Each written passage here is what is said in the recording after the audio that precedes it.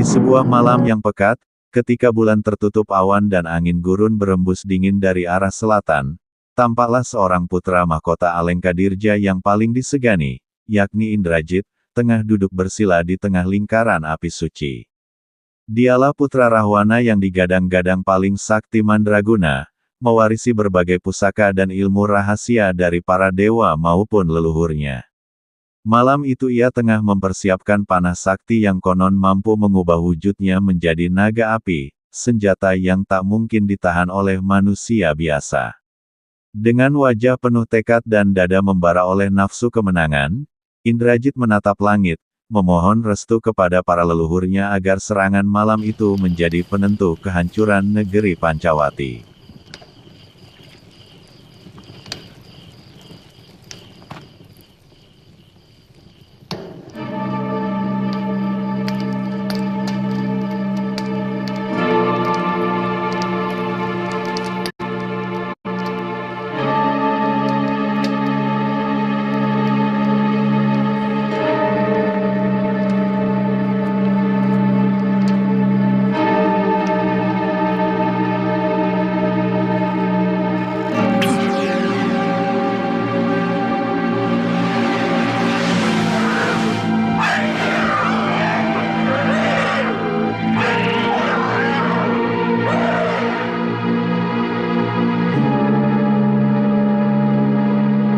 Benar saja, pada saat para prajurit dari Pancawati terlelap dalam buayan mimpi setelah seharian berperang, ancaman maut mulai melayang.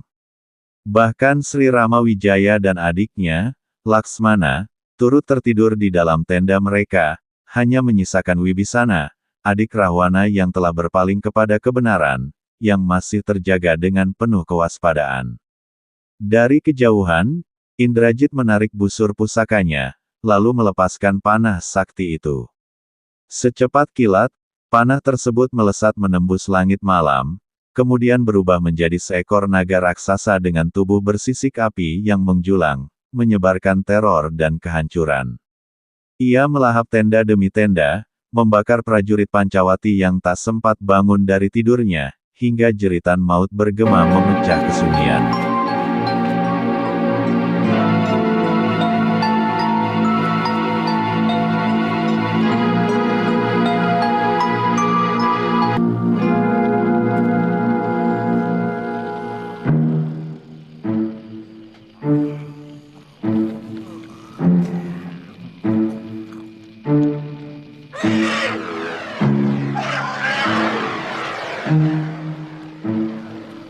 Namun, ketika naga api itu hendak melumat Wibisana, sang pengkhianat Alengka yang kini berdiri di pihak kebenaran, Wibisana bangkit dengan tenang. Ia mengangkat kedua tangannya, melantunkan mantra penolak bala yang diwariskan kepadanya sejak muda. Cahaya suci dari mantranya itu menahan amukan naga tersebut, hingga tubuh api itu retak dan bergetar hebat. Dengan sekali hentakan tenaga dalam, Wibisana berhasil menghancurkan wujud sakti dari panah itu, membuat naga tersebut meledak menjadi percikan api di udara. Namun sayang, sebelum seluruh daya dari panah tersebut hilang, pecahan sisa kekuatan naga itu justru menghantam tenda tempat Rama dan Laksmana berada.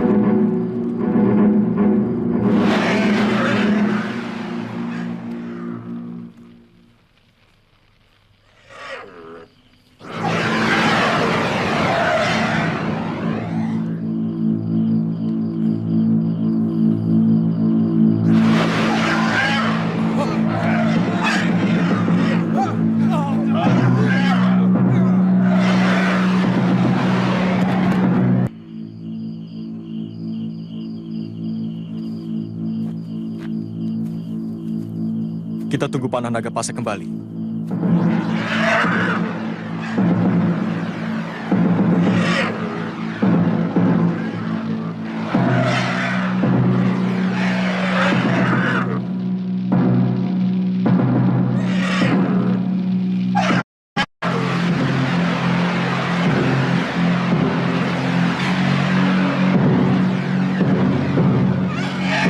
Dentuman keras terdengar. Dalam sekejap mata, Rama dan Laksmana terjerat oleh ilusi maut panah sakti itu. Indrajit, dari kejauhan, tersenyum licik melihat tubuh kedua ksatria Ayodhya itu terbaring tak bernyawa. Pasukan Pancawati yang tersisa menjerit histeris, menyaksikan junjungan mereka roboh tanpa daya. Indrajit percaya penuh bahwa malam itu ia telah menuntaskan tugas agungnya sebagai putra mahkota, membinasakan musuh terbesar ayahandanya. Namun, di antara semua malapetaka itu, masih ada satu sosok yang tak bisa diukur kesaktiannya dengan ukuran dunia biasa, yakni Hanoman, sang kera putih.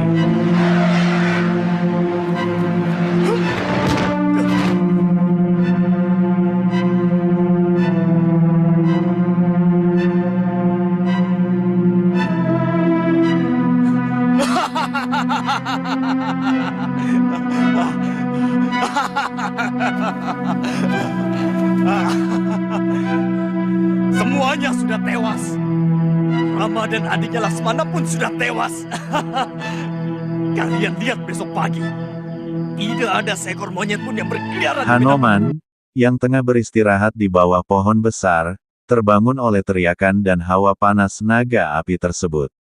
Dengan sekali lompatan, ia melesat ke udara, menepis sisa kekuatan panah Indrajit dengan tangan kosong. Api yang hendak membakarnya justru padam di telapak tangannya, seakan tunduk pada kekuatan suci sang kera sakti.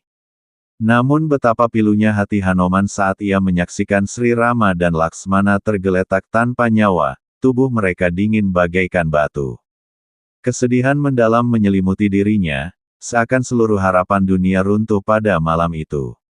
Tetapi Wibisana, yang berdiri di sampingnya, masih memiliki harapan. Jangan lupa Paman, beritahu kabar gembira ini kepada Ayahanda Rahwana, dan besok pagi saya akan menjemput beliau di istana. Baik Indrajit. Segera akan saya suruh seorang penggawa untuk berangkat. Iya. Gusti! Gusti! Gusti! Gusti! Gusti! Semuanya tewas Anoman. Tinggal kita berdua saja yang hidup.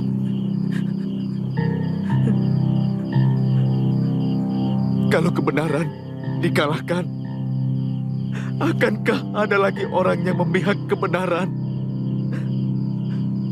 Kalau kebenaran dimatikan, buat apa diciptakan alam pikiran? Anoman, kebenaran itu tidak akan pernah kalah. Dengan mata berkaca-kaca, Hanoman menoleh pada Wibisana dan berkata, "Ingatlah, wahai Pangeran Alengka, daun suci yang pernah menyelamatkanmu dari maut tempo hari. Daun itu bukan sekadar penawar luka, melainkan juga anugerah para dewa yang mampu membangkitkan kehidupan." Wibisana pun tertegun sejenak, lalu ia mengangguk penuh keyakinan. Mereka segera mengutus Hanoman untuk kembali mencari daun pusaka itu di puncak Gunung Suci.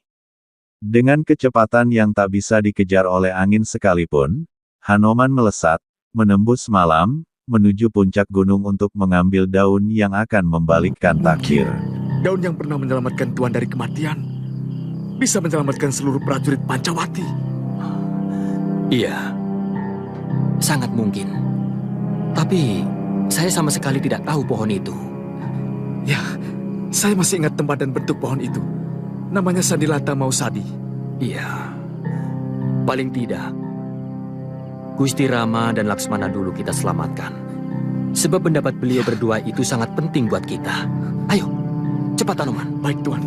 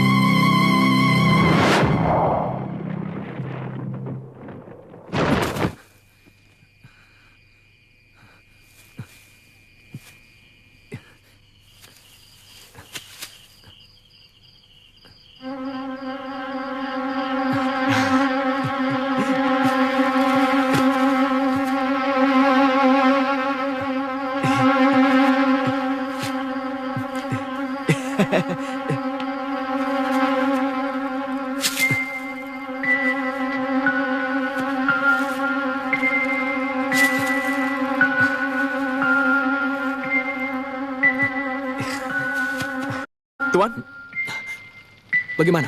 Ketemu? ini Tuan. Ayo.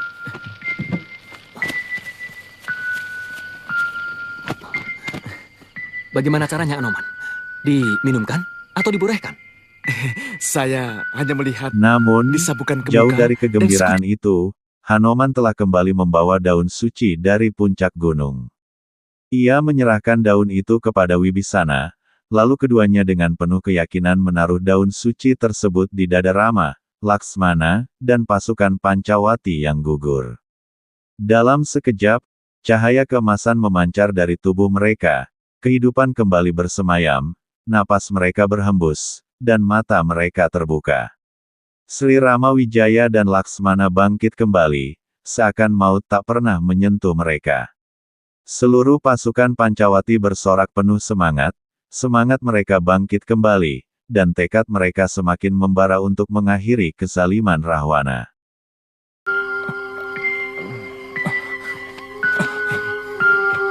Dinda, Anoman, ada apa ini? Gusti berdua telah tewas terkena senjata kiriman dari Indrajit Pegananda berupa naga-naga sakti. Tewas? Iya. Lalu, bagaimana saya bisa hidup lagi? Anoman membawakan daun ini.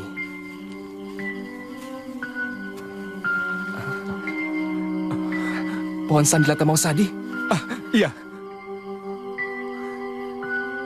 Gusti, seluruh bala tentara kita tewas. Kalau begitu, kita harus cepat menolong mereka semua. Yang saya pikirkan, apa mungkin tanaman yang ada mencukupi untuk mengobati seluruh prajurit kita? sebentar.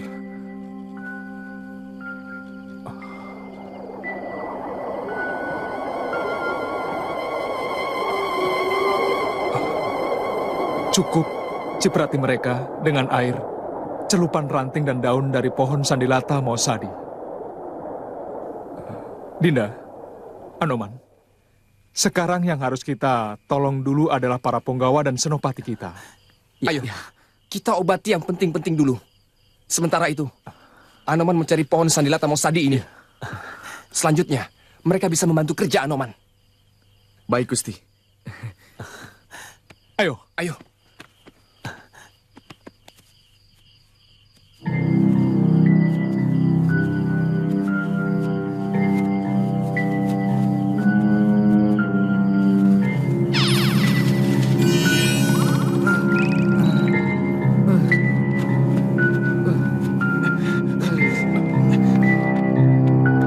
ada apa Gusti? Ada yang menyusup. Paman, tenang, tenang Paman, tenang. Tapi semuanya tewas. Gusti, apa yang sebenarnya terjadi? Kita terkena serangan gelap oleh senjata ampuh milik Indrajit Pegananda, sehingga semuanya tewas. Iya, hanya Anoman, Dinda Wibisana, dan seorang monyet tua yang selamat dari... Jadi Gusti berdua juga tewas. Iya, Sekarang, semua yang berhasil hidup lagi harus cepat membantu Anoman untuk mencari pohon Sandilata Mausadi. Di mana Gusti? Dekat lapangan Anggada. Anoman memindahkan bukit itu dari Gunung Maliawan. Paman Anila, tolong carikan air di dalam paso dan daun seperti ini.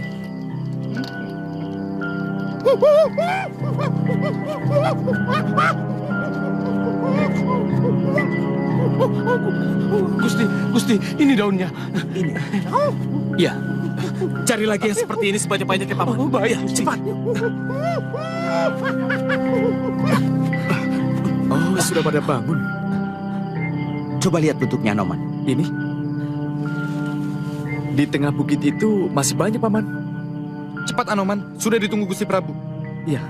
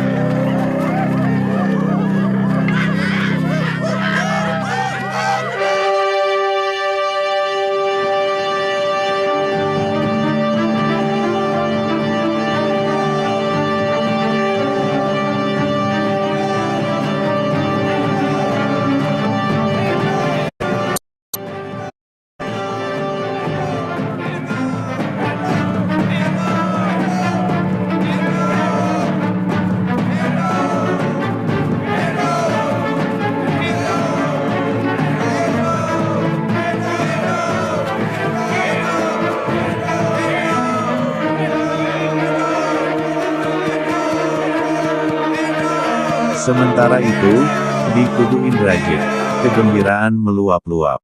Para prajurit Alengka berpesta pora, menyalakan obor kemenangan, menenggak tuak, dan bersorak seakan dunia telah tunduk pada mereka.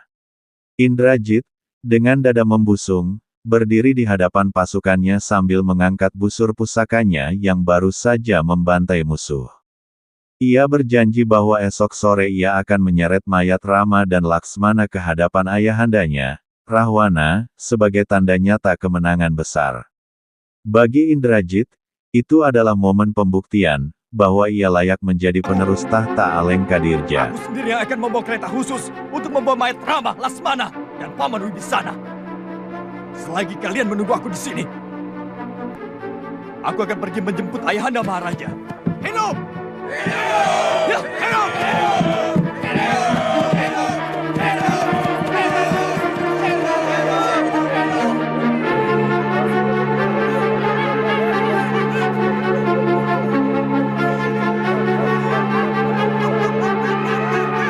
Perhatian! Jangan ada satupun yang menampakkan diri di lapangan. Ngerti? Sebelum semuanya disembuhkan. Paham?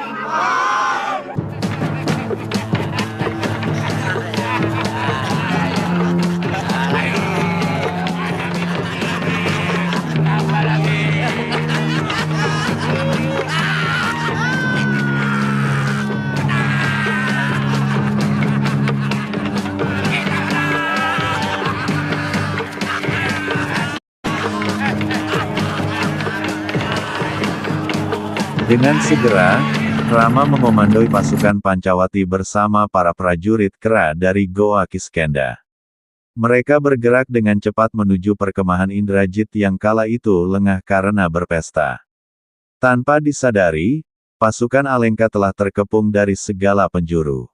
Ketika fajar mulai menyingsing, teriakan perang menggema, dan pasukan Pancawati menyerbu dengan dahsyat. Prajurit Alengka kocar-kacir, tak mampu menghadapi amukan bala tentara Pancawati yang kini seperti bangkit dari kematian.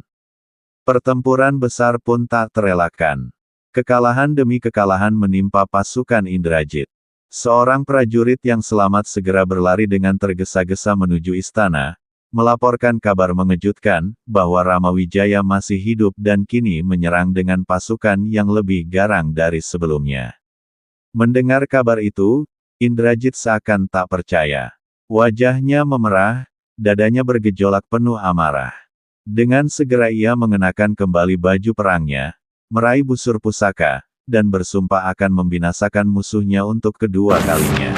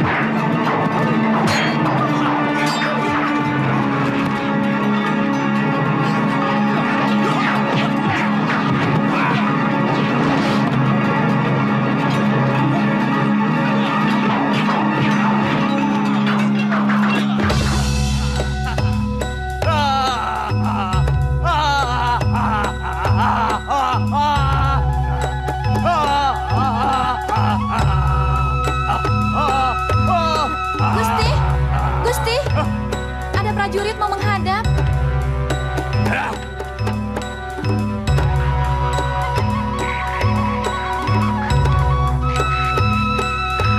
Tidak mungkin! Tidak mungkin Naga Pasar gagal menjalankan tugasnya.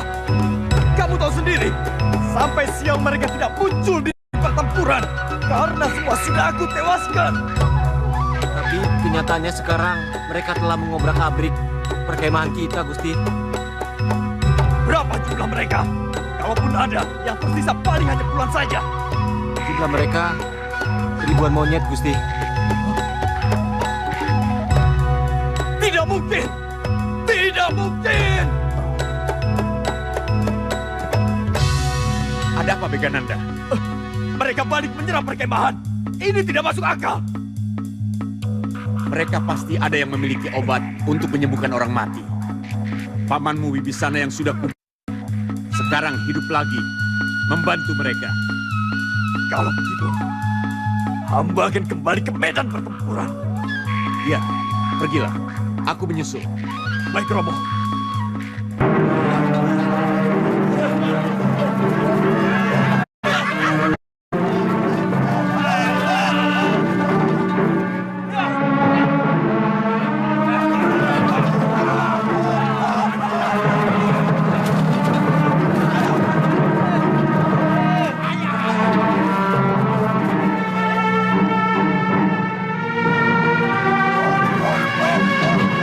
Begitu tiba di medan laga, Indrajit kembali melepaskan panah saktinya.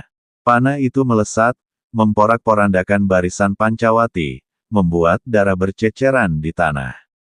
Namun Sri Rama tak tinggal diam. Dengan ketenangan seorang ksatria, ia menarik busurnya dan melepaskan panah yang diliputi sinar suci. Kedua panah itu bertemu di udara, bertubrukan, lalu pecah menjadi serpihan cahaya yang berhamburan bagaikan bintang jatuh. Di tengah tabrakan itu, muncul kembali bayangan daun suci yang seakan menertawakan kesia-sian panah maut Indrajit. Merasa ditantang, Indrajit hendak langsung menantang Rama bertarung 1 lawan 1. Namun Laksmana, adik Rama, maju dengan lantang. Ia ingin membuktikan kesetiaannya pada kakaknya dengan menjajal kesaktian Indrajit sendiri. Tanpa banyak kata, kedua ksatria itu saling melesat, saling tebas, saling tangkis, pertarungan berlangsung cepat, keras, dan nyaris tak tertebak oleh mata biasa. Pasukan di sekitar hanya bisa ternganga, menyaksikan dua ksatria sakti bertarung bagaikan dewa melawan dewa.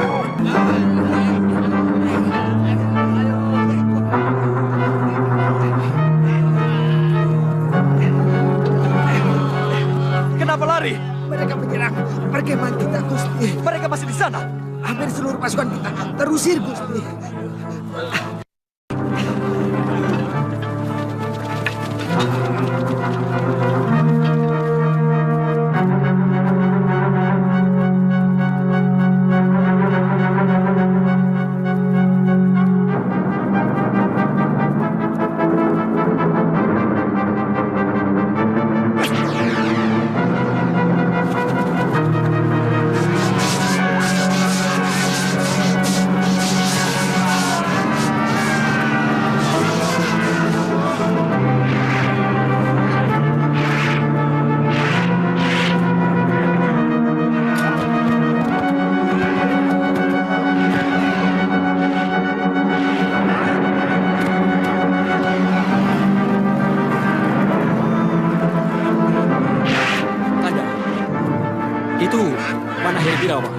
Lebih baik kita turun dan tiar, sebab panah itu tidak bisa terbang lebih rendah dari 1 depa. Aku tidak mau tunduk dengan senjata apapun.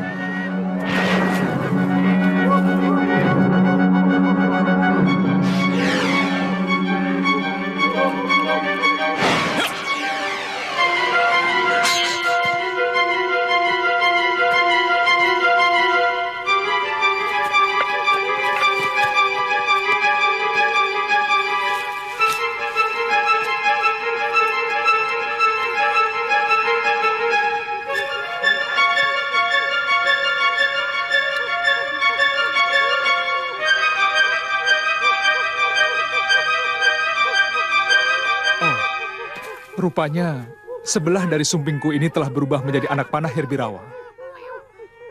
Siapa yang punya panah ini, Wibisana? Indrajit Begananda, Kanda.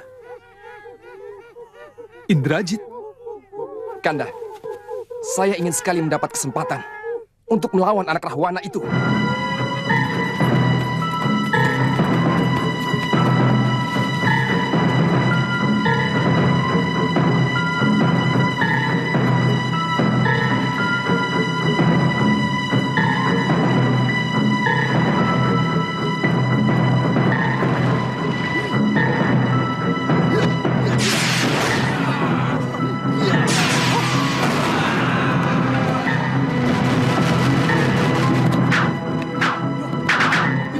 Aku lawanmu. Agada, kamu masih tetap saja memelihara kepandiranmu. Kamu masih mau berperang untuk membela orang-orang yang telah ayahmu sendiri. Betul, Benenanda. Karena itu lebih baik daripada kamu yang berperang membela pencuri istri orang.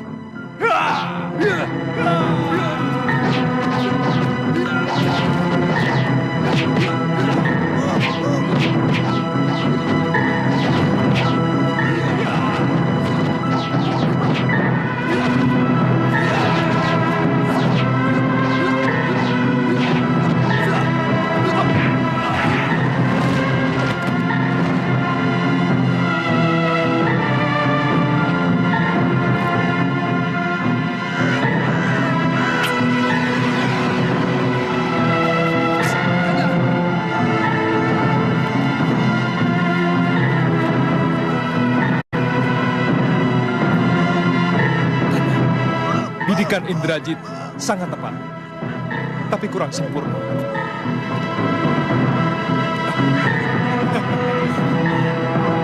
Pertarungan semakin sengit. Indrajit mengeluarkan segala ajian rahasia, mengubah wujudnya menjadi bayangan berlapis-lapis, membuat Laksmana kebingungan.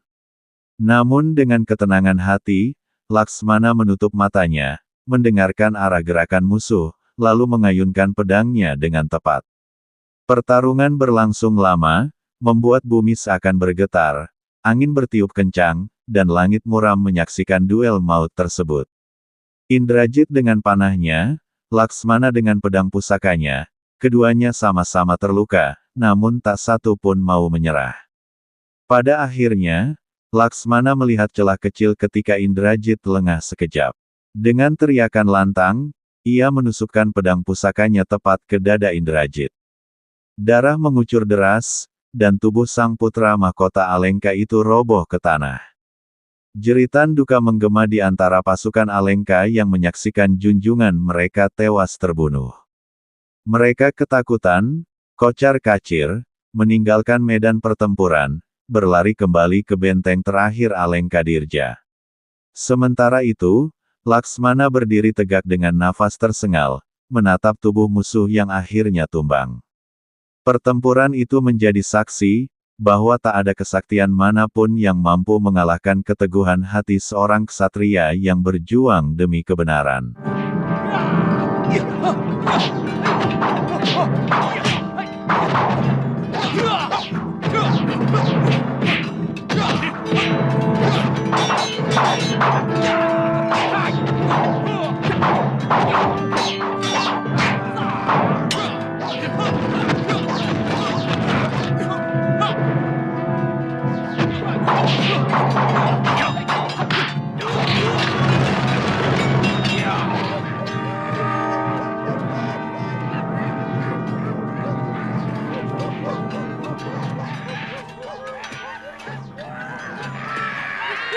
Dinda Wibisana. Sebaiknya Dinda tidak usah menonton pertempuran itu. Tidak apa-apa, Kanda.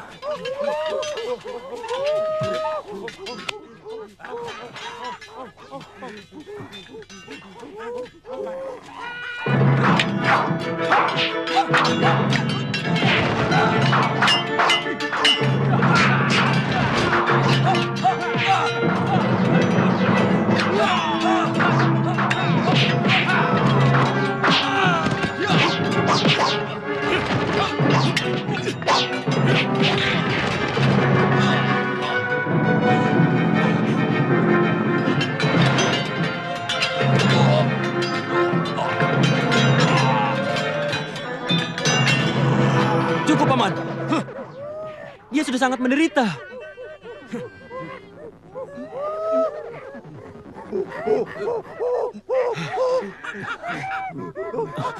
Paman Polasia.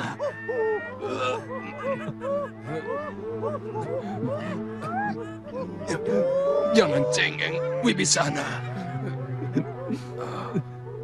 Paman, Kematian dimanapun bisa terjadi. Tidak ada yang perlu ditangisi.